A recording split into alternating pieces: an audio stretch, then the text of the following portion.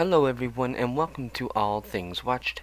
In this video we are going to talk about Season 4 finale of True Detective, also known as Night Country, and this of course was episode 6, which was simply titled Part 6, and this is the conclusion, the finale of the investigation that we have been following ever since the first episode, and it continues to follow our two main lead investigators, Navarro and Danvers, as they finally uncover the truth and pretty well all the answers that you might have been wondering or are asking is actually answered in this episode. So we're not going to waste any time. There's a lot to dive into. There's some theories that we had that were correct, some theories that were not correct, and so let's go ahead and jump right into it. I will say if you're interested in actually watching the series with me, you can do so over on our Patreon account. But with that being said, let's just go right ahead and dive in. So this episode opens up with Navarro and Danvers now, and they are at this location which was pointed out to them by a character known as Otis Hymus. In the previous episode, he showed them a place where they would be able to actually sort of break into the cave, so to speak. He showed them an area where the ceiling would be thin enough where they would be able to actually dig their way in, and of course that is essentially what happens. Navarro and Danvers ends up getting in. And I thought it was maybe a little bit far-fetched considering the type of tool that they were using. If you look at the size of this hole compared to the tool that they were using, but I was able to look past that. But it was a little bit crazy that perfectly shaped hole just came from the little sort of like a little pickaxe type thing that they were using. But anyways, they end up getting in. And so they start to search around, and Navarro ends up having sort of this gut feeling, almost like that supernatural premonition she's been having for the whole series, which ends up leading her here to this dead end. And of course, Danvers ends up following her down here, but once again, Danvers is kind of like, hey, let's not go this direction, maybe we shouldn't go down there, which is once again sort of, very consistent with their personalities and sort of very consistent with their relationship throughout the series as well. Navarro being the more supernatural, spiritual side of things, Danvers being more realistic, more cautious, more grounded, so to speak. So even, Danvers' or Navarro's decision to come down here, even Danvers even sort of struggled with doing it, but she does. She gives in. She comes down here, and it turns out that Navarro's is correct, because while she's standing here, she ends up falling through this floor, and once again falling even deeper into the caves. And the moment that she does this, Danvers comes over and basically asks her, are you okay? Have you got anything broken? And I guess because Danvers is sort of standing close to the hole, probably the fact that she moved a little bit as well, she shifts her weight and causing the floor to collapse once again. And then Danvers herself actually ends up falling into the cave, and when they actually get up to look around to sort of get their bearings back in check and figure out where they are, when they turn around,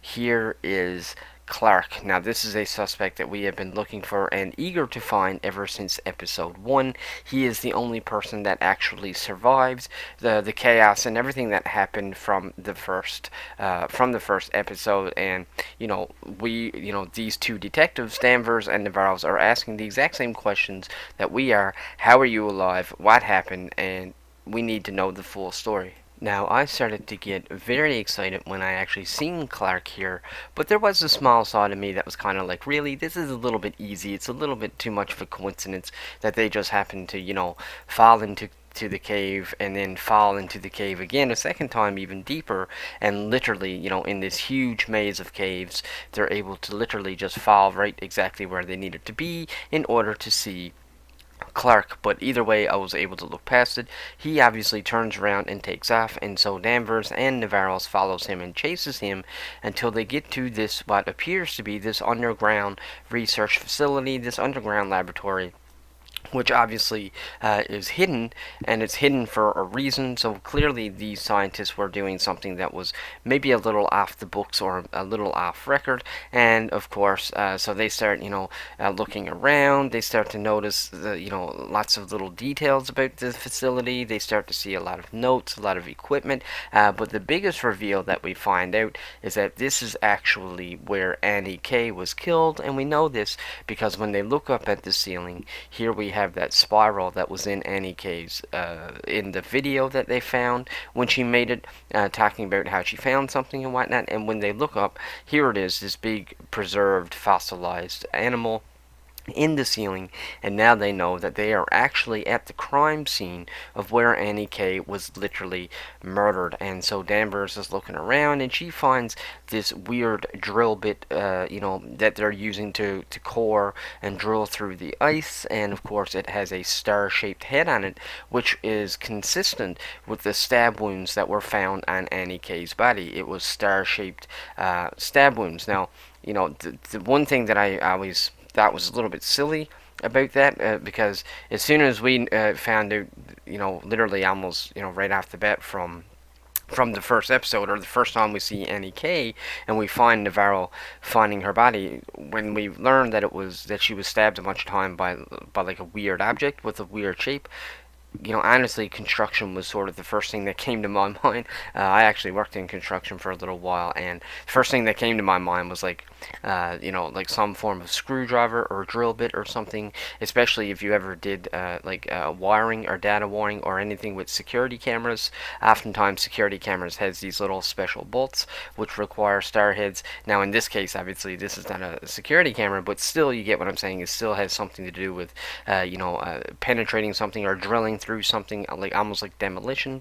So I find it a little funny that Navarro didn't just automatically sort of think about the fact that maybe the research facility was in on it back then, or maybe they just couldn't get enough evidence to be able to grant a warrant or something like that. I don't really know.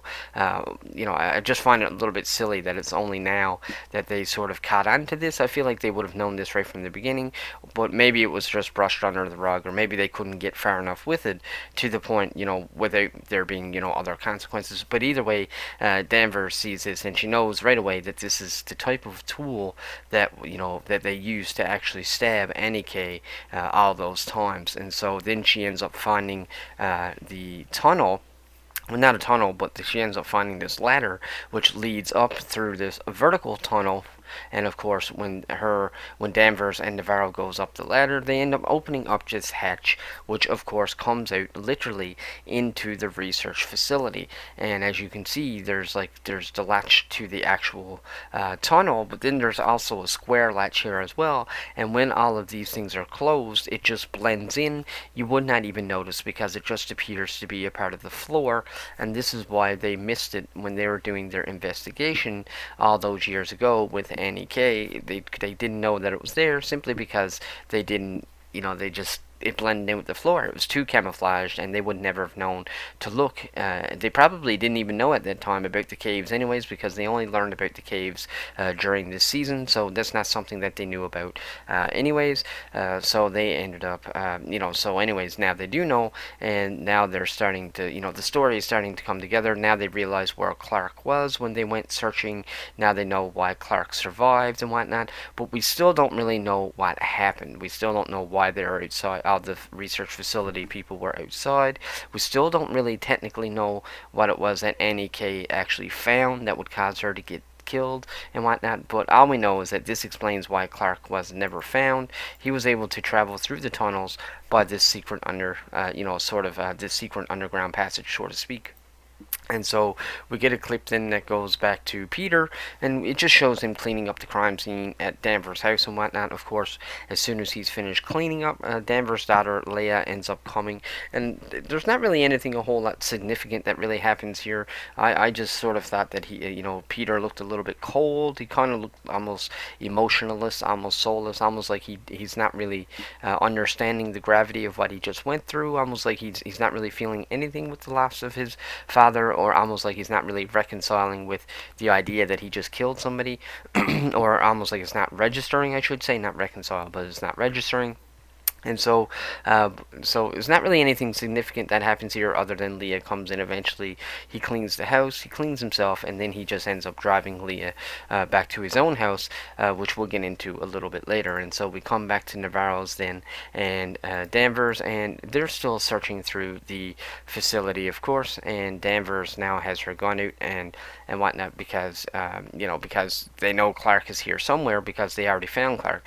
But what's very interesting here is, while Navarro Navarro is searching around, she does end up seeing wet footprints, obviously alluding to her sister, but we never actually see her. We don't actually see, I don't think we see any ghosts in this episode. I don't think, at least no ghosts that we know for sure are deceased and whatnot, and but I just wanted to throw that in there because even Danvers sort of has a few basic, some basic hallucinations, we'll say, in this episode. But either way, Navarro's is looking around, and while she's looking around, Danvers is looking around in a different area, but she ends up getting trapped inside of, I thought it was sort of like this thing inside of a freezer, but now I think that it's actually just outside. I feel like they built the research facility in a way where they have this room which is open to the open elements, and so I don't think it's actually like a freezer or a fridge. I just think that she's kind of locked outside but also trapped in sort of this room type area where they're using the environment to keep stuff frozen. And of course Clark, so Clark has her trapped in there, and then of course while she's trapped in there, Clark ends up overpowering Navarro, knocking her out, and then he starts to drag her. And I almost don't really know why they even, sort of focus on this scene, because it goes away literally within a couple scenes, which we'll talk about in a second. But either way, she gets knocked out just enough for Clark to be able to drag her away. And so then it comes back to Danvers, and Danvers ends up using this wedge, or this, almost like a pry bar type thing, and she's able to beat her way through the glass and escape. And when she finally finds Clark, she sees Navarro on top of him, and she's basically beating him to death. So Danvers has to stop her, obviously, because Clark is the only witness that's actually alive, and he was actually here of the night that everything went down. So they really, Danvers is like, listen, we need to hold back here. We need to figure out the information. He's the only witness. He's the only one that truly knows what happens, and he probably even knows what happened to Anna Kay as well. And so Navarro's do comply. She stops acting on emotion, and and they are able, she is able to control her anger, and so they end up taking him and strapping him to a chair, literally duct taping him to the chair.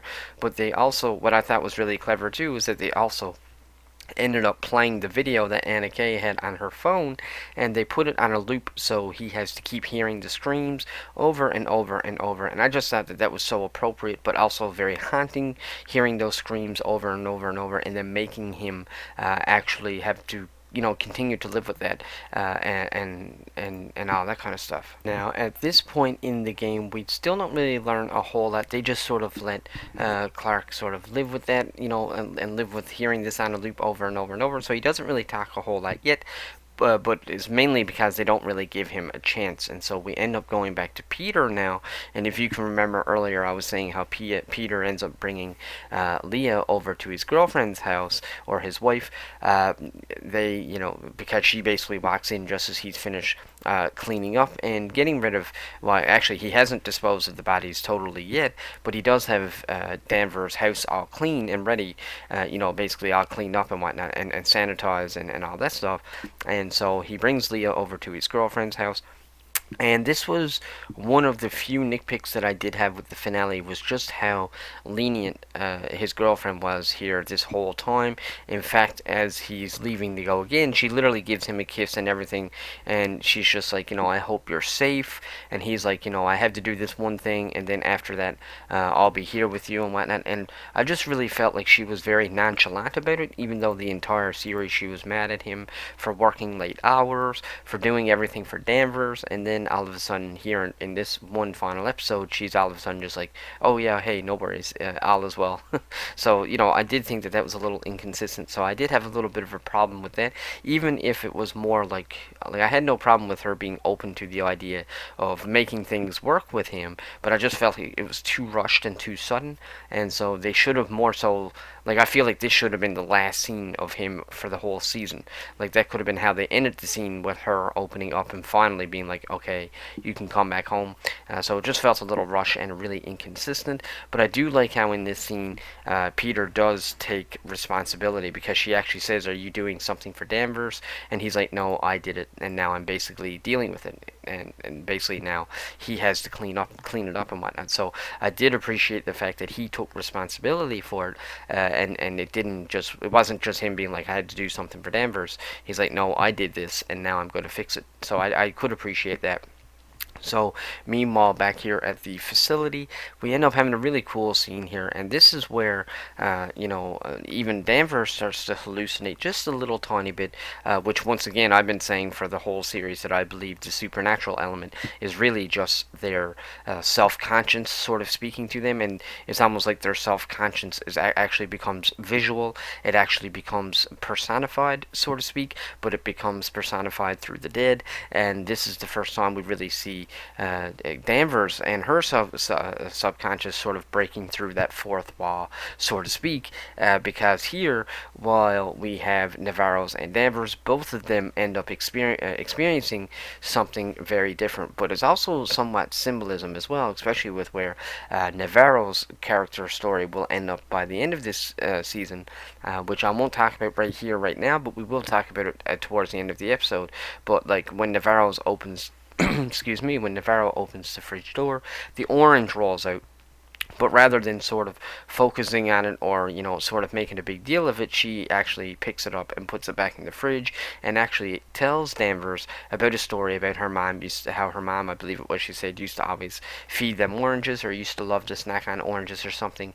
And then on Danvers' side, as you can see in her hand, Danvers has a little piece of glass, and this is, of course, her sort of sort of hallucinating to some degree or having that self-conscience appear because this resembles the car accident of her child and her ex-husband or boyfriend or whatever he was, and so so you can see her subconscious is sort of breaking out as well. But what was very interesting with the orange and the glass is that to me this is sort of symbolizing that both of them are slowly kind of moving on and sort of just coming to terms with the trauma that they've both experienced. It's almost like it happens at the exact same time because they're both going through this investigation. They both went through the Wheeler investigation, which we learn more about later on, and then of course now they're going through this investigation with the research facility and with Anna Kay. And so I think this is sort of a way to personify visually to show that these two characters are slowly but surely moving on, and that they are sort of recovering from this trauma, but they're going through it together. Very independent traumas, very independent characters, but they're going through this, through this story together. So I really like that idea. And so Danvers and Navarro ends up going back to Clark, and now we finally get the full story, of what happens to Annie Kay. Now we still don't really learn anything about the facility here, but he does explain everything that happened. He explains everything that happens to Annie Kay, but he does also explain his experience of what happened that night, or at least later on he'll explain his experience of everything that happened that night, during when the facility ended up losing power and all those people got killed. So basically you learn that all these things are connected. And so he starts to tell the story, and as you can see, Anna Kay ends up stumbling into this, into this underground research facility, in this underground laboratory, which was where Navarro and Danvers just came up through the hatch. And as you can see, you can actually see Clark in the background, and he's running towards Anna Kay, and although he doesn't fully tell them the truth, I do feel like Clark had some empathy for her or towards her. I think he did feel bad for her, but it was already too late, and then he himself would have became a suspect and also a witness. So, but we'll talk about that in a second. But as you can see, I believe this doctor was named Lund. I believe it was Dr. Lund. As you can see, he's stabbing Anna Kay while she's laid down with that drill bit, and of course, what happens is Anna Kay ends up getting up and she ends up fighting back. She has like this metal thing in her hand and she's fighting back.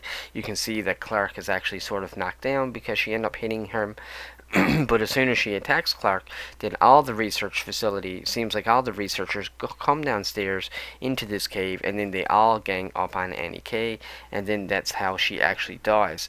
So she ends up dying they end up killing her there, but they do it as a group. But the part that Clark leaves out is when Danvers and Navarro's actually ask Clark, "Did you have anything to do with this?" And he says, "No, everybody else did." He said, "I loved her. I didn't have anything to do with it." But when we actually see the flashback, we see that it was actually Clark was the one who actually took her life. But now, once again, whether or not did he do this because he just wanted to get rid of the suspect, or did he do this out of remorse and he didn't want her to suffer? Either way, he lied about it. Either way, he took her life, which once again parallels Navarro and Danvers' story about what happened in the Wheeler case, because they didn't tell the full truth either. But what we do learn here, we do learn why she was killed, why Anna Kay was killed. She was killed because she learned that their projects were actually successful, and they were able to break the code with this microorganism. They successfully created this, or they were successful in their experiments, so that they would now have this cure to all sorts of different diseases and sicknesses. However, the reason why they killed Anna Kay was because she discovered that in order for them to mine this disease and get rid of it, they actually used to pay the mining company to pollute the waters intentionally and to pollute it more, because the idea was the more that the water was polluted, the easier it was to extract this mineral or this microorganism that they were looking for. And so she discovers this, and obviously that's a big deal, because that means the mine was intentionally killing people with cancer, and people were having stillbirths, and it was just a very unhealthy environment, and the mine was doing this intentionally. And Anna Kay found this out, which is why she ended up getting killed. And so we end up going back to Danvers and Navarro, and this is now where we finally see the truth about what happened to Wheeler. Excuse me.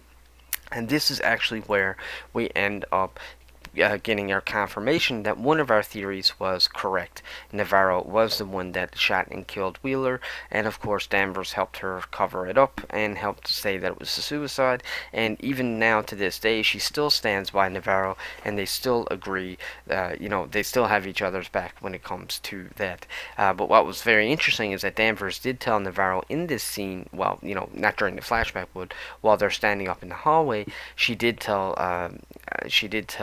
Navarro that she would have pulled the trigger herself, just because this guy was just, he was a repeat offender, and maybe sometimes the only way to speak to violence is with violence. And so that theory was confirmed. We did predict that a few episodes back.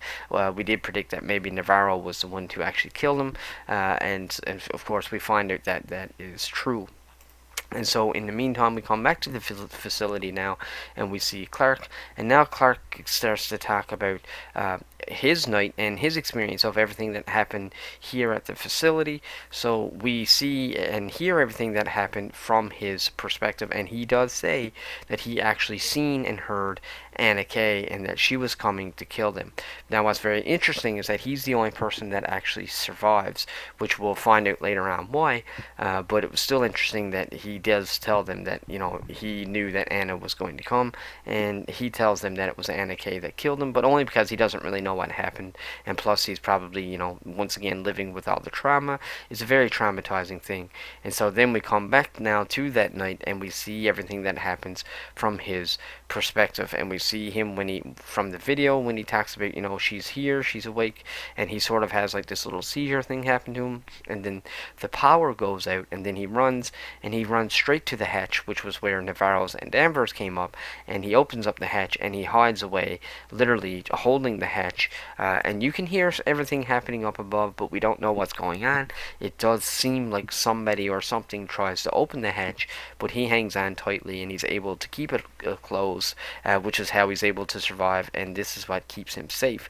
So at least now we do see from his perspective, we got to see that the power did go, and this explains how he survived and where he went. He survived by hiding in the tunnels, by holding onto the latch. And now we also know that eventually when he does come up, he will run into Otis Himes, who we know who actually helped helped Navarro's and Danvers earlier, helped them crack the case by explaining to them about the caves and whatnot. But either way, this is how Clark survived, and this is where he hid away to.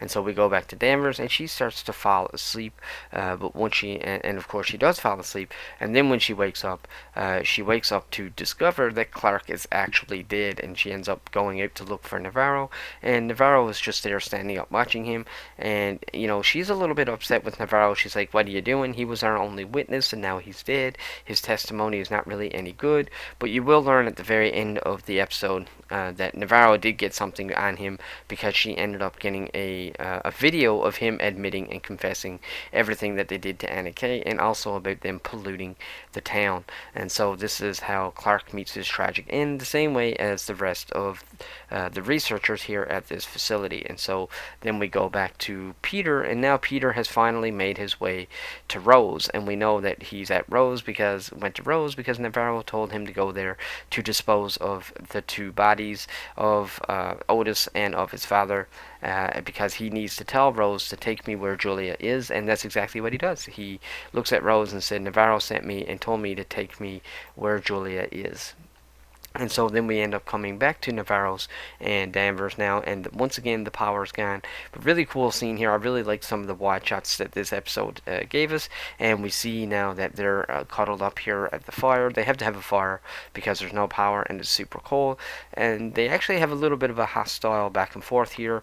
Navarro's ends up telling Danvers that she's seen her son, and he ends up telling her like that he said something or whatever about it, and she's all, no, this can't happen, this is not real, this is not true, or whatnot, and ends up getting really upset with Navarro.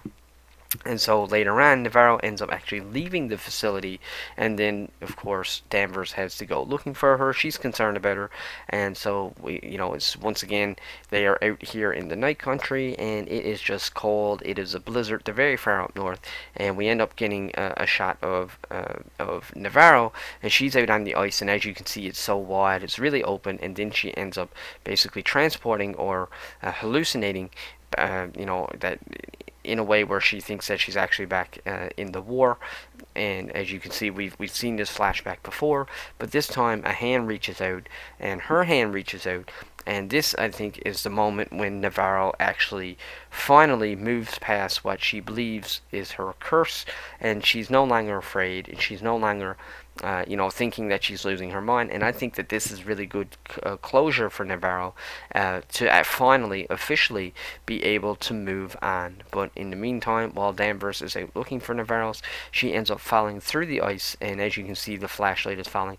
I really like this scene. This is actually a scene I would have really enjoyed to watch behind the scenes. I would like to see how they actually filmed this and shot this, because especially with the way the flashlight was falling, and the way the beam from the light is like circling and going around. I just thought it was really well shot, and it was really cool to see Danvers sinking, and with the flashlight sinking, she's sinking into the darkness, into the void, but while the light is flashing, and the light is actually falling as well, and I just thought it was really well shot. And so she starts to hallucinate as well. She ends up hallucinating back to the time of the accident, which was actually really sad, and to some degree even a little bit hard to watch, because we know this was very traumatic. She's going to lose her husband here, she's going to lose her child here, but we do get a lot of flashbacks here with Navarro, or with Danvers, sorry, and her family.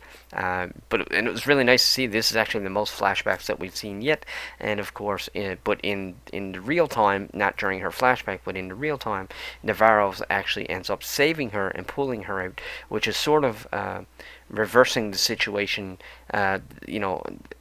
or at least it sort of reverses the situation that they're in, because Danvers went out here to save Navarro, but it turns out that Navarro actually ends up saving Danvers. And so I think that with these flashbacks and with this near-death experience, Danvers is slowly starting to move on as well. So Navarro brings her back, of course, to the to the great big fire that she has going, because she knows that she needs to get her warmed up as quickly as possible before hypothermia kicks in, if it hasn't already kicked in. And so she does her best to keep her warm and whatnot. And while Danvers is sort of slipping in and out of conscious before she fully regains her strength and starts to warm up, we get this really cool flashback here where we see her and her son doing like finger paints and whatnot. And I wanted to screenshot this because this is actually foreshadowing the future and foreshadowing how she's going to end up solving this case with a handprint. Now right here it's the flashback where she's seeing her son and she's seeing this handprint that he made with paint, but she will use this will give her an idea which will end up becoming information as to how she finds out what really happened that night with the research facility, because it will all lead to a handprint. So you could sort of say to some degree that this is Navarro's hallucinating and this is the dead giving her a message. Now, maybe that's a little bit of a far cry, but you could look at it that way if you really wanted to. And so we end up going back to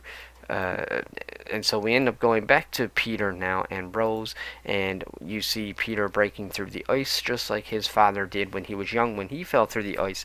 In fact, they actually clipped that in there. They actually edit it so that it does parallel that, and so he's beating his way in through the ice. Like I said, is literally almost identical to what his dad did. And then it shows him actually taking the bodies, but it only really shows him taking Hank's body. But we know obviously he's going to take Otis's body as well. But Hank is the only one that's actually significant. That's his father.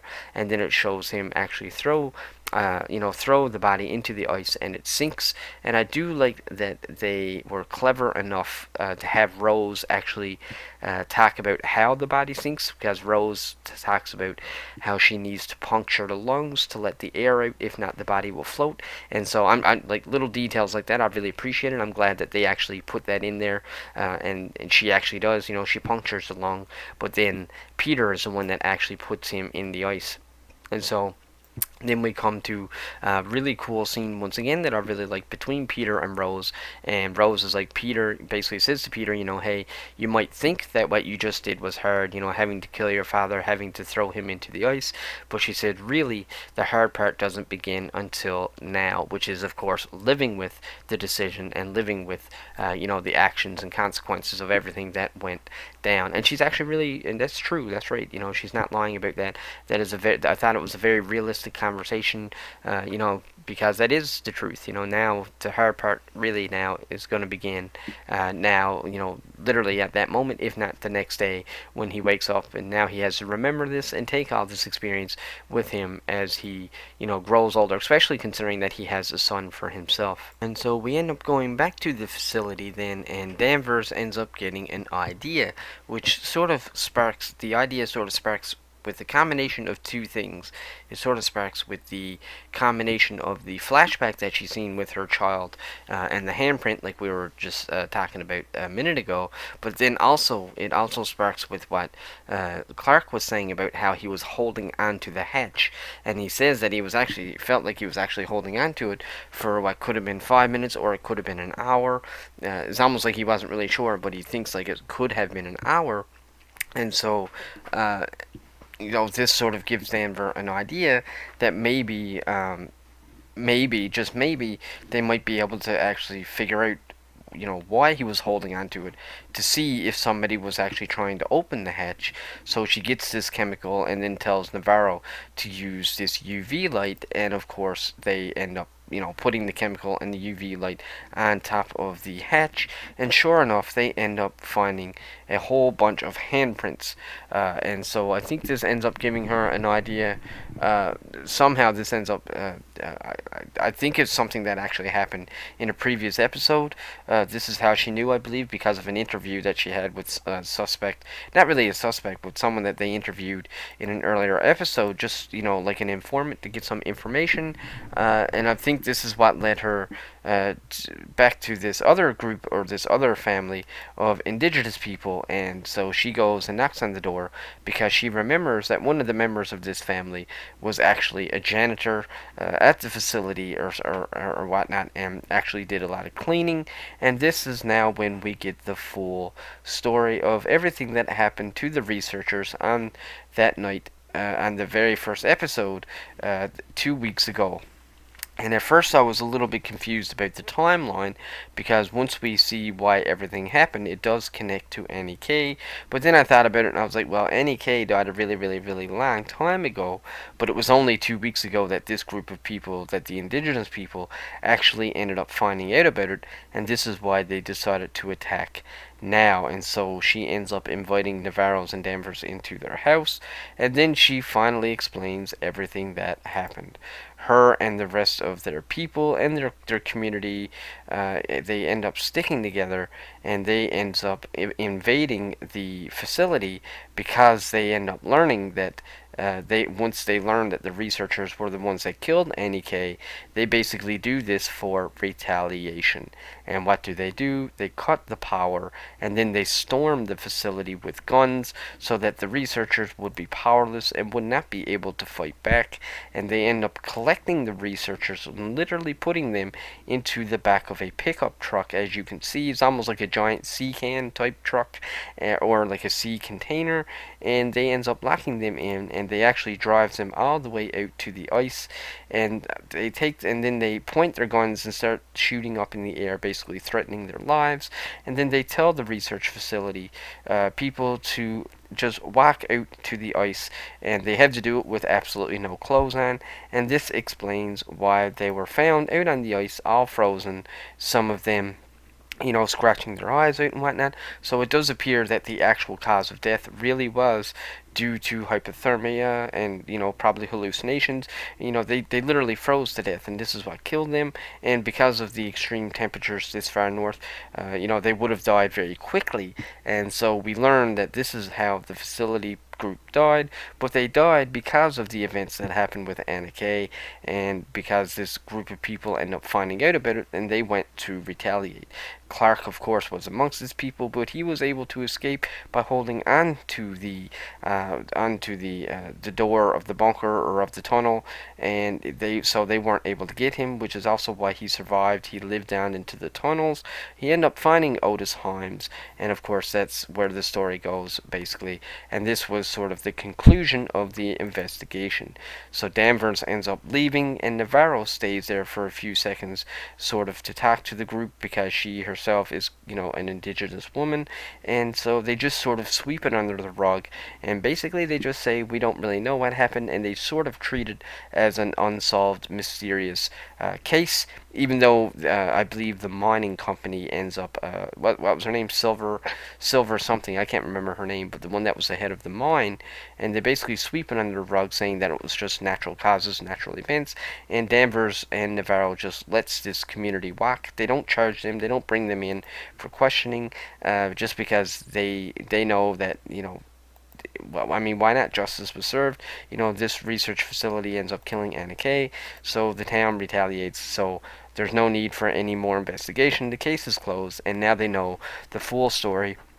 And so no matter what way you want to look at it, whether you want to look at it from the supernatural side or the practical side, which is sort of the two characters of Danvers and Navarro, the way kind of like the yin and yang, you sort of get conclusion on both ends of it really, and whatnot. And then of course for the final moments of the episode, we end up going into the perspective of Danvers, which was the exact same perspective that we had of Russ back in season 1, which is with Danvers sitting down being interviewed about a case that happened many months ago.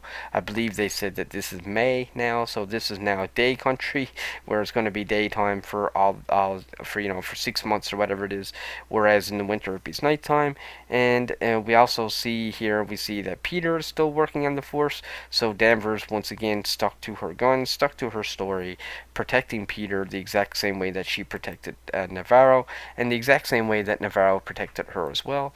And so Peter is still on the force, and once again not being penalized or anything like that.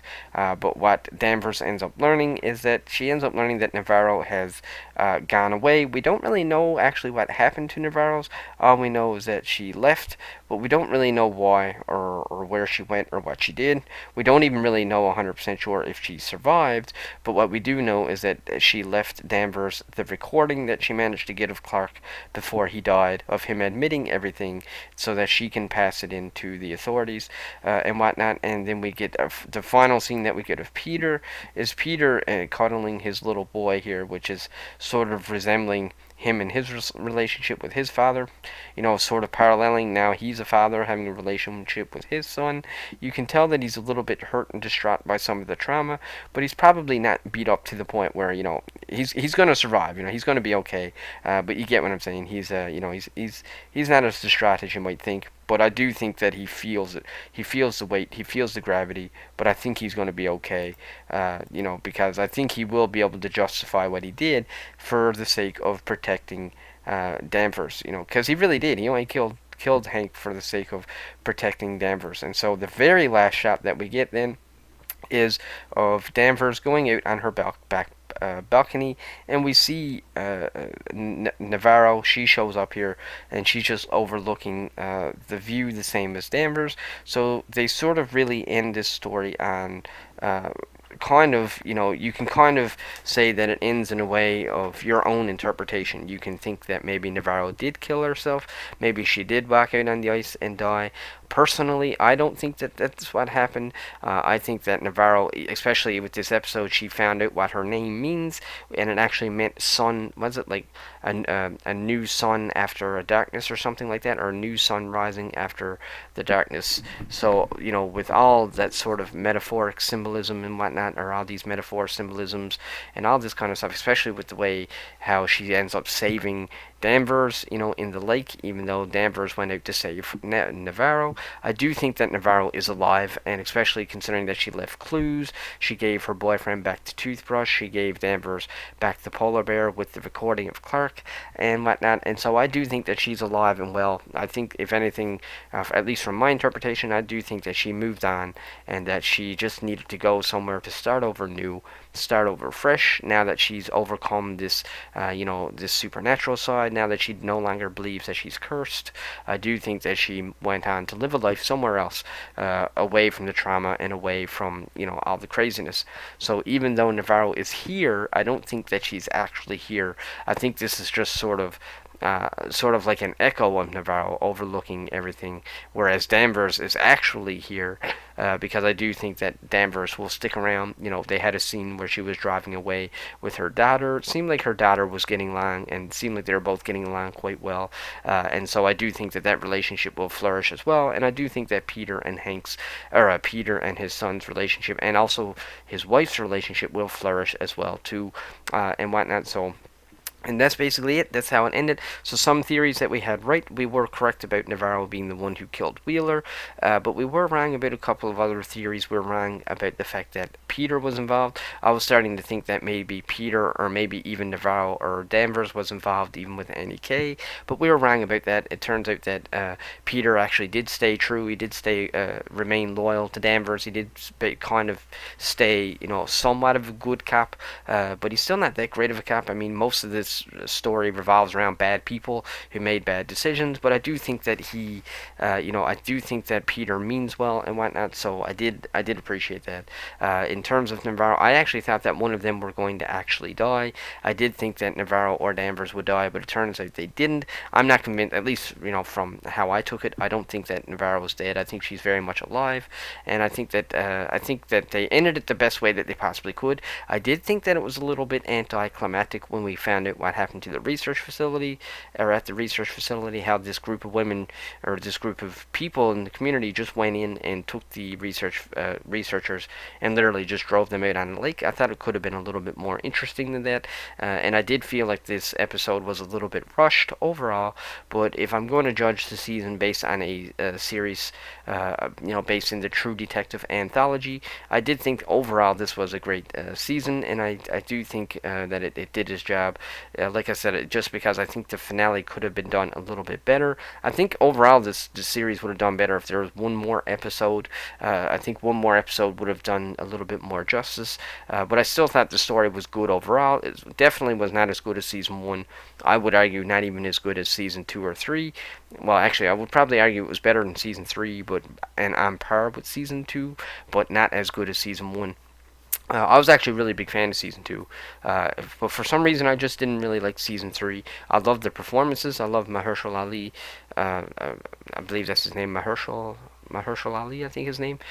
He's actually going to be playing Blade soon in Marvel. I loved his performance. I thought he's a great actor. He did a great job in that season. I just wasn't really a big fan of the story itself, but I loved season 1 and 2, and I did really enjoy this one. And I look forward to seeing what happens to True Detective in the future. And I do hope they keep going on with this anthology series. And overall, I did still enjoy the finale. I just thought it could have been done a little bit better. So with that being said, folks, that's my review of the part 6 of True Detective season 4, also known as Night Country. Let me know your comments in the comment section down below. Let me know your thoughts, and if you like this video, click the subscribe button. And until the next one, take care.